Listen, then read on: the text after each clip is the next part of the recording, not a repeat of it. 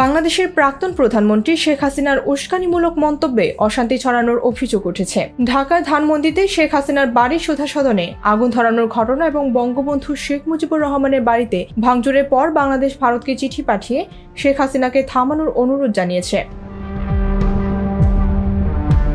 বাংলাদেশের অন্তর্বর্তী সরকারের পররাষ্ট্র উপদেষ্টা তৌহিদ হোসেন জানিয়েছেন, হাসিনা ভারতে বসে যে সমস্ত উস্কানিমূলক বক্তৃতা দিয়েছেন তা দেশটির ছাত্র জনতাকে উত্তেজিত করেছে এবং অশান্তির সৃষ্টি করেছে। তিনি আরো বলেন, যদি হাসিনা এমন মন্তব্য করা বন্ধ করতেন তবে এই ধরনের পরিস্থিতি তৈরি হতো না। আমরা ভারতকে লিখিতভাবে এই বিষয়টি জানিয়েছি, তবে এখনো তার উত্তর পাইনি।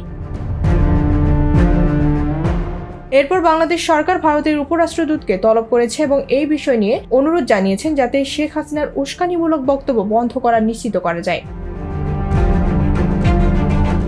বুধবার রাত থেকে শুরু হয় এই অশান্তি দেশের বিভিন্ন অঞ্চলে ছড়িয়ে পড়ে। হাসিনার ভাষণের পরেই ধানমন্ডিতে শেখ মুজিবুর রহমানের বাড়ি ভাঙচুর এবং সুধা সদনে আগুন ধরিয়ে দেওয়া হয়। এদিকে হাসিনা ৫ আগস্ট গণ আন্দোলনের চাপে পদত্যাগ করে ভারতে আশ্রয় নেন। বাংলাদেশের সরকার হাসিনাকে প্রত্যাবর্তনের জন্য দিল্লিতে চিঠি পাঠিয়েছে, কিন্তু ভারতের সরকার এখনো এই বিষয়ে কোনো সিদ্ধান্ত নেয়নি।